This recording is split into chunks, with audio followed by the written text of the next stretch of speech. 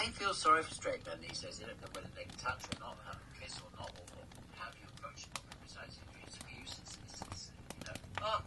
so different in the gay world. Hello again. I'm going to continue telling about why I bought a gay venue, or why I opened a gay venue, and the warnings I was given before I opened a gay venue. Brian Derbyshire was a sweet friend. Now, for those of you who remember Brian Derbyshire, he was a political journalist, I suppose. He had Him magazine. It's very well known on the gay scene back in the 70s and 80s, been going for years. And he warned me about opening up a gay venue. He said, John, they'll destroy you if you're not careful. I was like, what do you mean they'll destroy me? He said, you'll soon figure it out. Now, to other friends, David Bagg and Terry Shepherd, who owned a gay guest house here in Bournemouth back in the 80s, they also warned me. They said, oh, don't, John, it's not right for you. And I was like, what do you mean? He said, oh, you won't last. Both of them, Brian and David and Terry, both said 5 or 6 years, about all you'll last. When I asked, well, why? And they said, because they'll drive you up the bloody wall. The faggots will demand at the most dreadful audience, and they will drive you up the wall, dear. Well, ever since I've been here 24 years, I completely get what they mean. I do know what they mean. And it's interesting that over the years, all the other gay venues I've got in touch with, abroad mostly, and asked if they'd like a link on my site, because this website, hamiltonhall.info, gets millions of hits a year compared to the average little hotel like this that only gets a few hundred hits a year. The more hits you get to your website, the higher you'll go up in Google.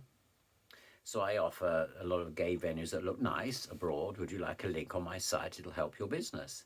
And almost every single time I have, I've been told, well, I'd love to, but my lover's insisting we close down. And when I say, well, oh, why? Well, we've been there 5 years and he's fed up with it. It's always that magic number, about 5 or 6 years. It seems to be that's what people can cope with. And dealing with the gay crowd can be very, very difficult. Now, if you're back of house in the background, you can last for years. If you're front of house, then yes, it can become a big problem because you've got to cope with the pretentiousness, the patronising, the attitude. Oh, there's a lot of entitled faggots on the scene there. A lot of entitled gay men who seem to think that the world owes them something. It doesn't. As I've said many times before, nobody is entitled to anything unless you work for it and you deserve it. And if you do, and you do well, you'll have my full and absolute admiration. You only get out of life what you put into it. Well, my mother used to say that. My mother used to say that. It's just come to me as I said it. You only get out of life what you put into it, dear. Yes, mummy. Now, Brian Derbyshire was a sweetheart and he was dead right. You only get out of life what you put into it, and if you put into it what you can, they'll destroy you if you're not careful. My concept when I came to Hamilton Hall was that we'd be open to gay, straight, bi, everybody. Be black, be white, be woman, be man, be gay, be straight, be old, be young, be whatever makes your heart sing, and respect the songs of others, was my little catchphrase I made up. And we're open to everybody. And after about a year, I put on a massage workshop for couples. And as we had done lots of events for health and efficiency, naturist events for the straight world, it turned out to be mostly men all the time coming, hoping for a few women, but the women didn't come. If they did, they were with their husbands and they kept the sarong on.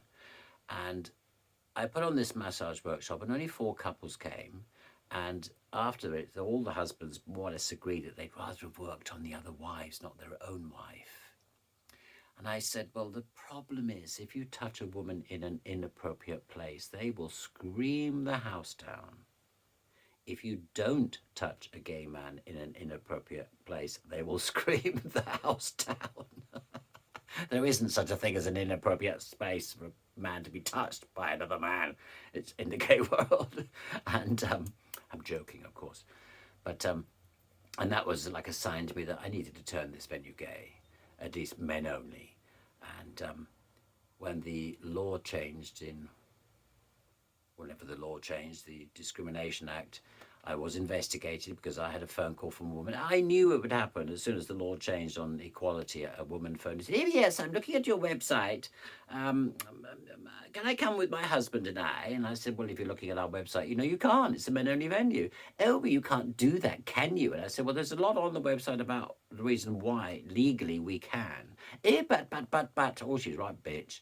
So I basically told her to see the website, and I knew what she would do. She complained to the government. The government got in touch. The Human Rights Equality Commission got in touch. Very nice man. I phoned him up from his letter, and he said, Mr. Bellamy, I've seen all that you've got on your website about the discrimination and being a men-only venue. It is correct, but it's the old law. So let me send you some links on what is the new law, which he did. And I paid attention and wrote a big piece out using what was on his website. Sent it back to him, and he wrote me nice letter saying, absolutely, you can be a men-only venue, totally legal, absolutely. And I didn't really know how to spell to the woman when I wrote it on the website about, to the woman involved. I don't know how you spell raspberry other than raspberry. Yep, to her. So we're legally allowed to be a men-only venue. And things changed. It's always been a rather ambiguous whether it's gay or straight, this venue, because it's not. Here we've got pictures of the Queen, me, and Barbara Streisand. If that doesn't tell you it's gay, I don't know what will. That's up here in my little flat upstairs. But in the hotel, you wouldn't know it was necessarily gay or straight or what. It was just a nice venue, very homely, very warm, very cozy. And I've been here 24 years. March the 30th, 2024 will be 24 years. And I absolutely love it. They'll take me out of here feet first. But I hope we shall see you here before then. And so that's why I'm here. That was my concept from the beginning. It changed. And it soon became a sexual, self and spiritual development retreat for mind, body and soul of men. All spiritualities or none. We don't have to be spiritual to stay here. Just the venue itself will get you as soon as you walk in the door. In London, people used to say to me, what a lovely atmosphere in your house, John. And I used to tease and say, you're only in the hall. Where did you get in the rest of the house? And it's the same here at Hamilton Hall. As soon as you walk in the door, it's got that lovely feeling of relaxed calm. And I do get a lot of clients here that say they were really nervous about coming. They drove around in circles first. They walked around. I've paid. Maybe I'll go. And they more or less always said the same thing. As soon as you open that front door, what was I worried about? It's got that lovely atmosphere.